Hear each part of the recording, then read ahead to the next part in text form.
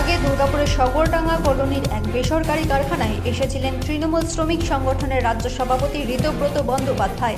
মুখ্যমন্ত্রীর নির্দেশ মাফিক ইউনিয়নের নতুন কমিটির তালিকা জমা দেন তিনি কর্তৃপক্ষের কাছে। সেই দিন কারখানার বাইরে বেরোনোর সময় দীর্ঘদিন ধরে বঞ্চিত স্থানীয় তৃণমূল কর্মীদের প্রতিশ্রুতি দিয়েছিলেন কাজের ক্ষেত্রে স্থানীয়দের অগ্রাধিকার দেওয়া হবে।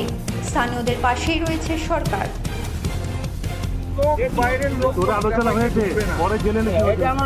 মমতা বন্দ্যোপাধ্যায় পোর্টাল করে দিয়েছেন, ডিএম সেই পোর্টালের হেড, ভরসা রাখুন, দেখুন কি হয়, করলে আন্দোলন করবে। শনিবার এই প্রতিশ্রুতি মেলার পর আজ সোমবার ফের বহিরাগতরা সগরডাঙ্গা কলোনির ওই বেসরকারি কারখানায় ঢুকতে গেলে বাধা দেন বঞ্চিত তৃণমূল কর্মীরা। আটকে দেন বহিরাগত 3 শ্রমিককে। দীর্ঘক্ষণ আটকে রাখা হয় এক ঠিকাদারকে। চলে কারখানার গেটের সামনে বঞ্চিত তৃণমূল কর্মীদের তুমুল বিক্ষোভ।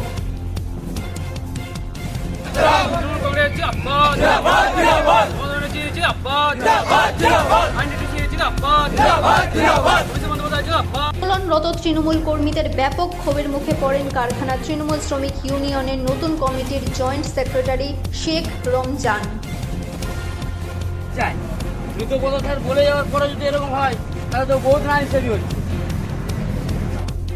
দলের নেতৃত্বের একাংশের মদতে তাদের সাথে চলছে বঞ্চনা অভিযোগ আন্দোলনরত তৃণমূল কর্মীদের। আমাদের রাজ্যের প্রেসিডেন্ট ঋতব্রত বন্দ্যোপাধ্যায় স্যার এসেছিলেন এখানে রাপাইটে একটা কমিটি করার জন্য। কমিটি হওয়ার পর আমরা বাইরে ধরেছিলাম স্যারকে বললাম, স্যার আমাদের লোকাল ছেলে নিয়োগ হচ্ছে না, কিন্তু বহিরাগত লোক ডেলি ঢুকছে।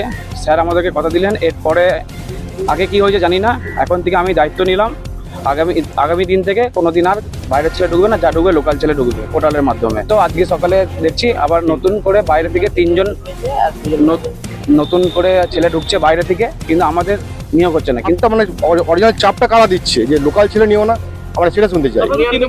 হ্যাঁ, তৃণমূল করি আমরা, রোজ 11 থেকে পার্টি করছি আমরা। কিছু পাইনি তো, কিচ্ছু পাইনি। যে আমরা পার্টি করি বলে চাকরি পাচ্ছি না, পার্টি না করলে চাকরি পেতাম আমরা, পার্টিটা করে আমরা চাকরি পাইনি।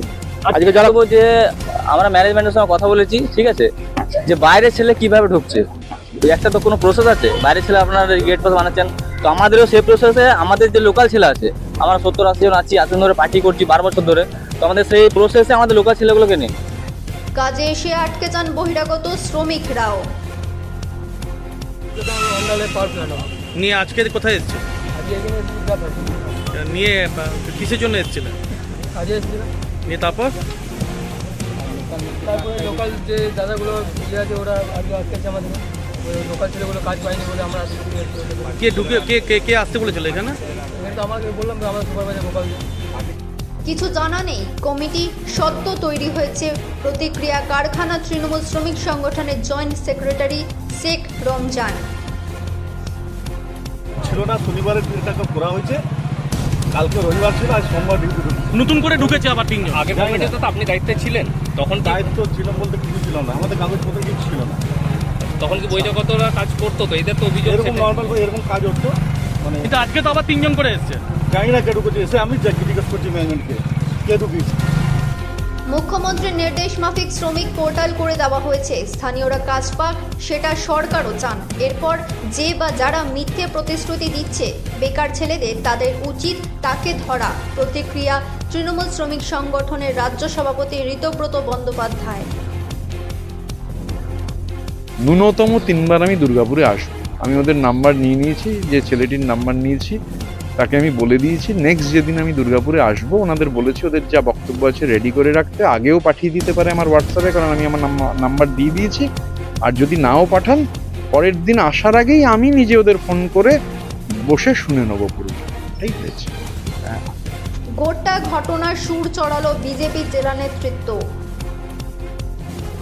যারা তৃণমূল কংগ্রেসের ঝান্ডা নিয়ে আন্দোলন করছে বহিরাগতদের আটকানোর প্রশ্নে, আমি তাদের 200% সমর্থন করছি তাদের এই আন্দোলন।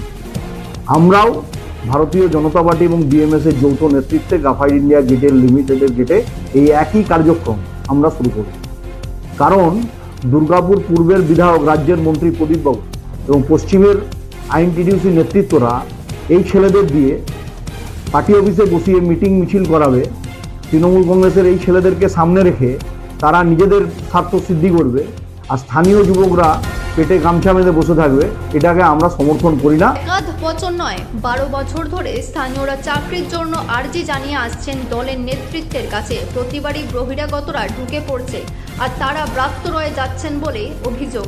এখন এই অবস্থায় স্থানীয়রা চাকরি পান কিনা সেটাই লাখ টাকার প্রশ্ন। তবে কাজ না মিললে ধারাবাহিক আন্দোলনের হুঁশিয়ারি দিয়ে রেখেছেন আন্দোলনকারীরা। দুর্গাপুর থেকে অনুরাধা সেনগুপ্তের রিপোর্ট, খাঁটি খবর।